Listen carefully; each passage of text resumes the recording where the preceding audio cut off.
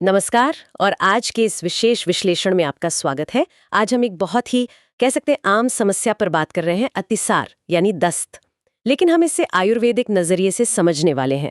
हमारे पास कुछ नोट्स हैं और एक बहुत दिलचस्प रेखा चित्र भी है जो इसकी पूरी प्रक्रिया समझाता है जी। और इसके अलग अलग उपचारों पर भी रोशनी डालता है। देखिए, अक्सर जब दस्त होते हैं ना, तो हम सोचते हैं कि भाई इन्हें बस फौरन रोक दो। हाँ, ये आम धारणा है। बिल्कुल। पर क्या आयुर्वेद भी यही नजरिया रखता है? आज हम इसी आयुर्वेदिक ढांचे को जरा गहराई से देखेंगे कि ये अतिसार कितने प्रकार का है और ये स्रोत जो हमारे पास है वो क्या कहते हैं इसके बारे में। तो चलिए शुरू करते हैं। शुरुआत करने के लिए हमारे स्रोत में एक प्रवाह संचित्र है, एक फ्लो चार्ट जो दिखाता है कि ये समस्या आखिर शुरू कैसे होती है। आयुर्वेद में इसे संप्राप्ति कहते हैं, है ना? जी हाँ, संप्राप्ति। हाँ। यानी रोग कैसे बनता है उसकी पूरी प्रक्रिया। हम्म। और ये समझना, जैसा आपने कहा, बहुत जरूरी है। हम्म। ये फ्लोचार्ट दिखाता है कि इसकी जड़ कहाँ है। सब कुछ शुरू होता है निदान सेवन से। निदान 7 इसका मतलब है रोग के कारणों का सेवन करना, जैसे शायद गलत खान पान। हाँ बिल्कुल, वो आहार, वो विहार, मतलब वो आदतें हैं जो शरीर के त्रिदोष वात पित्त कफ का संतुलन बिगाड़ देती हैं। अच्छा। इन कारणों से ये दोष अपने सामान्य स्तर से बढ़ जाते हैं, असंतुलित हो जाते हैं। और इन दोषों के बिगड़ने के बाद अगला स्टेप क्या होता है? अगला, और मैं कहूँगा बहुत ही महत्वपूर्ण पड़ाव, है अग्निमांद्य। अग्निमांद्य। हाँ, यानी हमारी जो अग्नि है, हमारी पाचन शक्ति, उसका कमजोर पड़ जाना। आयुर्वेद में तो अग्नि ही जीवन और स्वास्थ्य का आधार है। जब वही कमजोर हो जाए तो फिर गड़बड़ शुरू होती है। अच्छा, तो मतलब जो खाना हम खाते हैं वो ठीक से पचता नहीं है। बिल्कुल सही पकड़ा आपने। जब अग्नि मंद होती है तो भोजन अधपचा रह जाता है, और इसी अधपचे भोजन से और ठीक से मेटाबोलाइज न हुए शारीरिक तत्वों से एक कह सकते हैं एक चिपचिपा विषैला पदार्थ बनता है। हाँ। आयुर्वेद में उसे आम कहा गया है। आम। हाँ, आम। ये शरीर के लिए बहुत नुकसानदेही माना जाता है। तो ये आम जो है ये सिर्फ अनपचा खाना नहीं है, मतलब ये कुछ और भी है। हाँ, ये सिर्फ अनपचा भोजन नहीं, इसे आप एक तरह का मेटाबॉलिक टॉक्सिन समझ सकते हैं, जो कमजोर पाचन की वजह से बनता है। और ये आम क्या करता है? ये शरीर के जो सूक्ष्म चैनल्स हैं, जिन्हें स्रोत कहते हैं, उनमें रुकावट पैदा कर सकता है। अच्छा। हमारे स्रोत के अनुसार जब ये आम पुरुषावह स्रोतों यानी मल को शरीर से बाहर ले जाने वाले चैनल्स को प्रभावित करता है, तो वहां गड़बड़ी शुरू हो जाती है। नतीजा, जो मल बनने की सामान्य प्रक्रिया है, उसका गाढ़ापन है, वो बिगड़ जाता है। मल की मात्रा बढ़ जाती है, वो पतला हो जाता है। हाँ। और शरीर उसे बार बार बाहर निकालने की कोशिश करता है। इसी स्थिति को हम अतिसार कहते हैं। यहाँ जो सबसे दिलचस्प बात है वो ये कि इस पूरी प्रक्रिया के केंद्र में दो मुख्य चीजें हैं। एक तो कमजोर अग्नि, और दूसरा उस अग्नि की कमजोरी से बनने वाला आम। अग्नि और आम। अगर ये दोनों ना हो तो अतिसार की ये संप्राप्ति पूरी ही नहीं होगी। असल में पेट की ज्यादातर समस्याओं की जड़ यहीं कहीं होती है। ये समझना तो वाकई बहुत जरूरी है कि समस्या सिर्फ बार बार टॉयलेट जाना नहीं, बल्कि पाचन की कमजोरी और शरीर में इस आम यानी टॉक्सिन्स के बनने से जुड़ी है। अच्छा, स्रोत में अतिसार के अलग अलग प्रकारों की भी बात है। एक तालिका दी गई है, तो क्या ये प्रकार भी इन्हीं दोषों और आम से जुड़े हैं? हाँ हाँ, बिल्कुल। ये तालिका अतिसार का वर्गीकरण करती है और ये वर्गीकरण लक्षणों पर आधारित है और लक्षण सीधे तौर पर ये दिखाते हैं कि कौन सा दोष बढ़ा हुआ है या आम मौजूद है या नहीं। और ये वर्गीकरण इलाज के लिए बहुत महत्वपूर्ण है। तो क्या क्या प्रकार हैं इसमें? देखिए, पहला है वातिक अतिसार। इसमें वात दोष की प्रधानता होती है। वातिक? हाँ, लक्षण क्या होंगे? क्योंकि वात रूखा और चलायमान है तो मल की मात्रा कम होगी, पेट में दर्द या मरोड़ के साथ आएगा, जिसे शशूल कहते हैं, और मल झागदार फेन युक्त होगा। अच्छा, झागदार। हाँ। फिर दूसरा है पैत्तिक अतिसार। यहाँ पित्त दोष बढ़ा हुआ है। पित्त, गर्मी वाला। बिल्कुल। पित्त गर्म और तरल होता है, तो लक्षण भी वैसे ही होंगे। मल का रंग पीला या हरा होगा, पीतहरित वर्ण, और पित्त की गर्मी के कारण मल त्याग के समय जलन होगी, सदाहा। इसमें मल की मात्रा ज्यादा भी हो सकती है। और तीसरा? तीसरा है कफज अतिसार। इसमें कफ दोष मुख्य है। कफ कैसा होता है? भारी, ठंडा, चिपचिपा। हाँ। तो मल भी वैसा ही होगा, सफेद सा दिखेगा, चिपचिपा होगा, पिच्छिल और भारी होगा, गुरु। त्याग के बाद भी पेट में भारीपन सा महसूस हो सकता है। ठीक है, वात पित्त कफ के आधार पर 3 हो गए। चौथा प्रकार है सन्निपातिक अतिसार। सन्निपात मतलब मिला जुला, जब तीनों ही दोष वात पित्त और कफ एक साथ बिगड़े हुए हों। ओह। तो इसमें इन तीनों के मिले जुले लक्षण देखेंगे। ये स्थिति थोड़ी गंभीर मानी जाती है, क्योंकि शरीर का संतुलन काफी बिगड़ चुका होता है। ये तो 4 हुए दोषों के आधार पर। क्या और भी प्रकार हैं? हाँ, स्रोत 2 और महत्वपूर्ण प्रकार बताता है। पांचवा है भैज और शोकज अधिसार। भैजा और शोकज, डर और दुख से। जी हाँ, ये बहुत रोचक है। ये दिखाता है कि आयुर्वेद मन और शरीर के कनेक्शन को कितनी गहराई से समझता था। बहुत ज्यादा डर लगना या गहरा दुख होना, ये तीव्र भावनाएं भी पाचन तंत्र पर असर डालकर अतिसार पैदा कर सकती हैं। इसमें दोषों का असंतुलन मुख्य नहीं, बल्कि मानसिक कारण प्रमुख होता है। कमाल है। और छठा? और छठा है आमज अतिसार, जैसा हमने आम की बात की थी। हाँ, वो टॉक्सिन वाला। बिल्कुल। जब मल में वो अपचित विषैला पदार्थ यानी आम मौजूद हो तो उसे आमज अतिसार कहते हैं। इसकी एक पहचान भी बताई है कि ऐसा मल पानी में डालने पर भारी होने की वजह से डूब जाता है, जबकि पका हुआ मल जिसमें आम नहीं है वो तैरता है। ये तो बहुत ही विस्तृत वर्गीकरण है। मतलब सिर्फ दस्त होना एक बात है, पर वो कैसे हैं, दर्द वाले, जलन वाले, चिपचिपे, या फिर डर की वजह से, ये जानना जरूरी है। हाँ, और मल में आम है या नहीं, ये भी। तो जाहिर है इलाज भी इन सब बातों पर निर्भर करेगा। आपने बिल्कुल सही नब्ज पकड़ी है। यही तो आयुर्वेद की खासियत है। वन साइज फिट्स ऑल वाला हिसाब नहीं है यहाँ। रोग किस तरह का है, कौन सा दोष है, आम है कि नहीं, इन सब के आधार पर ही चिकित्सा सूत्र यानी इलाज के सामान्य सिद्धांत तय होते हैं। तो क्या है ये सामान्य सिद्धांत? और सबसे बड़ा सवाल जो मेरे मन में अब भी है, क्या आयुर्वेद दस्त को फौरन रोकने की सलाह देता है? ये एक बहुत ही अहम और शायद सबसे अनूठा सिद्धांत है आयुर्वेद का अतिसार के इलाज में। स्रोत साफ साफ कहता है कि अगर आम मौजूद है यानी आमज अतिसार है, तो शुरुआत में अतिसार को रोकना, जिसे आयुर्वेद में स्तंभन कहते हैं, बिल्कुल नहीं करना चाहिए। रोकना नहीं चाहिए? ये तो सुनने में थोड़ा अजीब है। मतलब क्यों? तर्क बहुत सीधा है। सोचिए, शरीर में आम यानी टॉक्सिन्स जमा हैं और दोष भी बिगड़े हुए हैं। अतिसार क्या है? वो शरीर की एक डिफेंस मैकेनिज्म है, एक कोशिश है इन हानिकारक चीजों को बाहर फेंकने की। अच्छा, अगर हम उसे जबरदस्ती रोक देंगे, स्तंभन कर देंगे, तो वो जहर और बिगड़े हुए दोष शरीर के अंदर ही रह जाएंगे। हाँ। ये तो समस्या को और बढ़ाना हुआ है ना। हाँ, ये बात तो है। जैसे कूड़े को बाहर फेंकने की बजाय घर में ही कहीं छुपा देना। बिल्कुल। तो फिर सवाल उठता है कि शुरुआत में करना क्या है अगर रोकना नहीं है तो? हाँ, वो वही। तो शुरुआत में जोर दिया जाता है दो चीजों पर, लंघन और पाचन। लंघन और पाचन। लंघन का मतलब है उपवास करना या फिर बिल्कुल हल्का सुपाच्य भोजन लेना, जैसे मूंग दाल की पतली खिचड़ी हाँ। या दलिया, ताकि पाचन तंत्र पर और बोझ ना पड़े और शरीर को सफाई का, हीलिंग का मौका मिले। ठीक है। और पाचन? पाचन का मतलब है ऐसी औषधियों का प्रयोग करना जो उस जमा हुए आम को पचा सकें, उसे डाइजेस्ट कर सके, उसे निष्क्रिय कर सकें।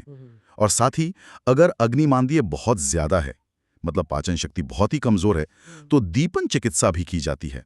दीपन मतलब अग्नि को जलाना, तेज करना, ऐसी औषधियां देना जो भूख और पाचन शक्ति को बढ़ाएं। तो मतलब पहले शरीर की अंदरूनी सफाई और पाचन शक्ति को ठीक करना है, उसके बाद ही रोकने की बात सोचनी है। बिल्कुल। लक्ष्य ये है कि पहले आम पच जाए और दोष या तो शांत हो जाएं या स्वाभाविक रूप से शरीर से निकल जाएं। जब ये हो जाता है, मल में आम के लक्षण नहीं दिखते, मल पानी में तैरने लगता है, चिपचिपापन कम हो जाता है, तब और सिर्फ तब स्तंभन चिकित्सा यानी दस्त को रोकने के उपाय किए जा सकते हैं। स्रोत में हरित की जैसी कुछ औषधियों का भी जिक्र है जो दोषों को निकालने में मदद करती हैं, लेकिन वो सब चिकित्सक की सलाह से ही लेना चाहिए। ये जानकारी तो वाकई हमारी आम सोच से बिल्कुल अलग है। ये समझना कि कब दस्त को बहने देना शरीर के लिए जरूरी है और कब उसे रोकना है, ये सब निदान पर निर्भर करता है, खासकर आम पर। अच्छा, तो ये तो हुए सामान्य सिद्धांत। अब जरा देखते हैं कि स्रोत अलग अलग तरह के अतिसार के लिए क्या खास इलाज बताते हैं। हाँ, अब हम विशिष्ट चिकित्सा पर आते हैं जो अतिसार के प्रकार के हिसाब से बदलती है। पहला, आमज अतिसार चिकित्सा, जब मंदाग्नि भी साथ हो। हाँ। जैसा हमने अभी समझा, अगर आम है और पाचन शक्ति भी कमजोर है तो पहली प्राथमिकता है दीपन पाचन, अग्नि को बढ़ाना और आम को पचाना। स्रोत यहां साफ कहता है स्तंभन नहीं करना है। ठीक है। अगर मंदाग्नि नहीं है, सिर्फ आम है, तो लंघन और पाचन पर जोर रहेगा। दूसरा है पक्व अतिसार चिकित्सा। पक्व मतलब पका हुआ। हाँ, जब आम निकल गया। बिल्कुल। जब मल से आम निकल चुका है, तब हम दस्त को कंट्रोल करने की सोच सकते हैं। यहाँ पर ग्राही औषधियों का प्रयोग होता है। ग्राही मतलब जो आंतों की अतिरिक्त नमी को सोखकर मल को बांधने में, मतलब गाढ़ा करने में मदद करती हैं। अच्छा। साथ ही स्तंभन औषधियां भी दी जाती हैं जो मल की बार बार होने की प्रवृत्ति को रोकती हैं। स्रोत यहाँ कुटज का नाम लेता है, जो बहुत प्रसिद्ध संग्राही औषधि है। कुटज, हाँ, ये नाम सुना है मैंने। हाँ, ये अपनी ग्राही क्षमता के लिए जानी जाती है। इसके साथ पाचन ठीक रखने के लिए दीपन और पाचन करने वाली दवाएं भी दे सकते हैं। ठीक है। अगला है पित्त वाला अतिसार, पित्तज या रक्तातिसार। हाँ, कुपित्त, पित्तज, रक्तातिसार चिकित्सा। जब पित्त बहुत बड़ा हो या स्थिति गंभीर हो जाए और मल में खून आने लगे, रक्तातिसार, तब इलाज का सिद्धांत है पित्त को शांत करना। पित्त गर्म है तो यहाँ शीत वीर्य यानी ठंडी तासीर वाली औषधियों और आहार का प्रयोग होगा। स्रोत खास तौर पर दाड़िम यानी अनार और नागकेसर जैसी ठंडी जुड़ी बूटियों के साथ बने भोजन की सलाह देता है। और एक दिलचस्प बात, कुष्मांड स्वरस, कुष्मांड पेठा। हाँ, सफेद पेठा, उसके रस को पित्तज अतिसार में बहुत अच्छा बताया गया है। अरे वाह, पेठे का रस, ये तो आमतौर पे मिठाई में ही सुना है। हाँ वही, आयुर्वेद में इसके औषधीय गुण बहुत माने गए हैं। ये पित्त को शांत करता है और जैसे हम आगे देखेंगे ये कफ में भी काम आता है। अच्छा, कफज में भी? हाँ, चौथा है कफज अतिसार चिकित्सा। यहाँ कफ दोष बड़ा है जो ठंडा और भारी है, तो इलाज इसके विपरीत गुणों वाला होगा, यानी तीक्ष्ण और उष्ण। तीक्ष्ण मतलब जो गहराई तक असर करे और उष्ण मतलब गर्म तासीर वाला। स्रोत यहाँ वचा, विडंग, पिपली, नागरमुता जैसी गर्म और पाचन बढ़ाने वाली जड़ी बूटियों के साथ बने भोजन की सलाह देता है। और हाँ, जैसा मैंने कहा, स्रोत कुष्मांड स्वरस यानी पेठे के रस को कफज अतिसार में भी श्रेष्ठ बताता है। ये बड़ा दिलचस्प है कि पेठे का रस पित्त और कफ दोनों में काम आ रहा है, जबकि दोनों दोष बिल्कुल अलग है। हाँ, शायद ये उसके लेखन गुण यानी स्क्रैप करने की क्षमता और क्लेद यानी अतिरिक्त नमी को सुखाने वाले गुणों के कारण हो सकता है। अच्छा, आगे गुदभ्रंश की चिकित्सा भी है, मतलब रेक्टल प्रोलैप्स। ये तो गंभीर स्थिति लगती है। हाँ, गुदभ्रंश चिकित्सा ये अतिसार की एक कॉम्प्लिकेशन हो सकती है, खासकर पुराने या गंभीर मामलों में। स्रोत कहता है कि इसमें सबसे पहले गुदा को बहुत सावधानी से हाथ से वापस अपनी जगह पर बैठाना चाहिए। अच्छा। जन और दर्द कम करने के लिए लोकल एप्लीकेशन, औषधीय तेल लगाना, स्नेहन और हल्की सिकाई करना, स्वेदन भी बताया गया है। स्रोत यहाँ चांगेरी घृत नाम के खास घी से बनी दवा का जिक्र करता है। चांगेरी घृत, ठीक है। अगला उपचार है पिच्छा बस्ती। बस्ती का मतलब तो एनीमा होता है ना? जी हाँ। ये प्रक्रिया तो काफी डिटेल में दी है स्रोत में। हाँ, बस्ती आयुर्वेद की पंचकर्म चिकित्सा का एक अहम हिस्सा है। आप इसे औषधीय एनीमा कह सकते हैं। पिच्छा बस्ती चिकित्सा एक बहुत खास तरह की बस्ती है। पिच्छिल मतलब होता है चिपचिपा, स्निग्ध। इसे बनाने की विधि बताई गई है। सरल शब्दों में पहले शालमली यानी सेमल के पेड़ की छाल का काढ़ा बनाते हैं। सेमल की छाल ठंडी और स्निग्ध होती है। अच्छा। फिर इस काढ़े में घी और खास तरीके से तैयार किया औषधीय दूध मिलाते हैं। इससे एक गाढ़ा, स्निग्ध, चिपचिपा सा मिश्रण बनता है। इसी मिश्रण का उपयोग बस्ती के रूप में किया जाता है। और ये किन लोगों के लिए है? क्या ये सामान्य दस्त में दे सकते हैं? नहीं नहीं, बिल्कुल नहीं। स्रोत साफ कहता है कि ये एक खास और थोड़ी इंटेंसिव प्रक्रिया है। ये तब दी जाती है जब रोगी वैसे तो बलवान हो, लेकिन उससे गंभीर रक्तातिसार हो, मतलब मल में बहुत ज्यादा खून आ रहा हो। ओहो। और ये भी शरीर की उचित तैयारी जैसे स्नेहन और शोधन के बाद ही की जाती है। ये गंभीर स्थितियों में आंतों को अंदर से हील करने और पोषण देने का एक तरीका है। इसके बाद की देखभाल भी बताई है। रोगी को नहलाकर बिल्कुल हल्का और पौष्टिक भोजन जैसे दूध भात या मांस रस यानी हल्का शोरबा देने को कहा है। तो ये कोई आम घरेलू नुस्खा नहीं है, ये गंभीर स्थिति में एक्सपर्ट द्वारा की जाने वाली प्रक्रिया है। अच्छा, आगे दो और प्रकार की चिकित्सा का जिक्र है। हाँ, सातवां है सर्वज अतिसार चिकित्सा। सर्वज मतलब सभी। ये उन स्थितियों के लिए है जहां या तो तीनों दोष मिले जुले रूप से बिगड़े हों, जैसे सन्निपातिक अवस्था में, हाँ, या फिर कारण एकदम स्पष्ट ना हो। इसमें वैद्य तीनों दोषों को ध्यान में रखते हुए एक संतुलित इलाज करते हैं। और आखिर में आठवां है भयज और शोकज अतिसार चिकित्सा। हाँ, वो डर और दुख वाला। बिल्कुल, जैसा हमने पहले बात की, इसका कारण मानसिक है, तो इसका इलाज भी दवाओं से ज्यादा मानसिक स्तर पर होता है। स्रोत कहता है कि ऐसे रोगी को काउंसलिंग देनी चाहिए, उसे समझाना चाहिए, उसका मन बहलाना, उसे खुश रखने की कोशिश करनी चाहिए। मतलब आश्वासन देना। हाँ, आश्वासन चिकित्सा कह सकते हैं, इमोशनल सपोर्ट देना। आयुर्वेद मन को शांत करके शारीरिक लक्षणों को ठीक करने पर जोर देता है, शायद इसलिए भी कि मानसिक उथल-पुथल से वात बढ़ता है, जो अतिसार कर सकता है।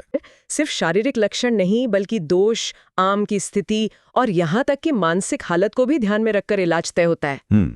तो इस सब जानकारी का सार क्या निकलता है? हमने संप्राप्ति समझी, प्रकार देखे, सामान्य सिद्धांत जाने, खास इलाज भी देखे। कोई इसे आसान शब्दों में कैसे समझे कि आयुर्वेद अतिसार को कैसे देखता और ठीक करता है? सार यही है कि आयुर्वेद अतिसार को सिर्फ एक लक्षण नहीं मानता, बल्कि शरीर के अंदर चल रही किसी गहरी गड़बड़ी का संकेत मानता है। इलाज का पहला कदम है सही निदान। ये पता लगाना कि कौन सा दोष मुख्य है, वात, पित्त या कफ, और सबसे जरूरी, क्या आम मौजूद है। इलाज का क्रम इसी निदान पर निर्भर करता है।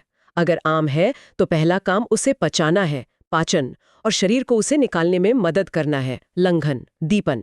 दस्त रोकना नहीं है। रोकना नहीं है, हाँ। जब आम पच जाए या निकल जाए, जिसे निराम अवस्था कहते हैं, तब मल को बांधने वाली ग्राही और रोकने वाली स्तंभन दवाएं दी जाती हैं। ठीक है। इलाज दोष के हिसाब से भी बदलता है।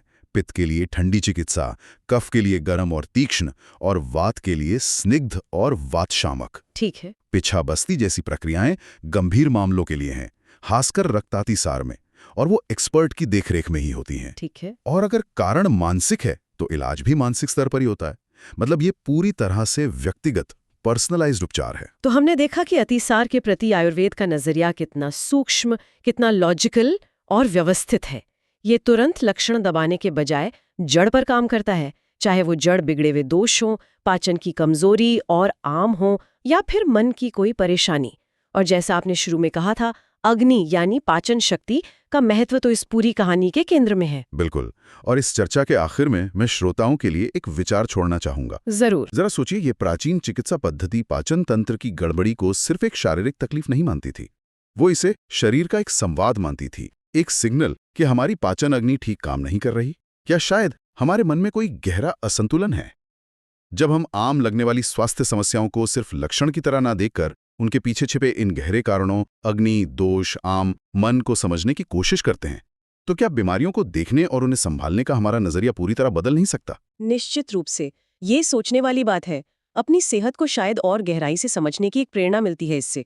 इस विस्तृत और बहुत ही ज्ञानवर्धक चर्चा के लिए आपका बहुत बहुत धन्यवाद। धन्यवाद। और इसी विचार के साथ अतिसार पर आयुर्वेदिक दृष्टिकोण की हमारी ये गहन पड़ताल यहीं समाप्त होती है।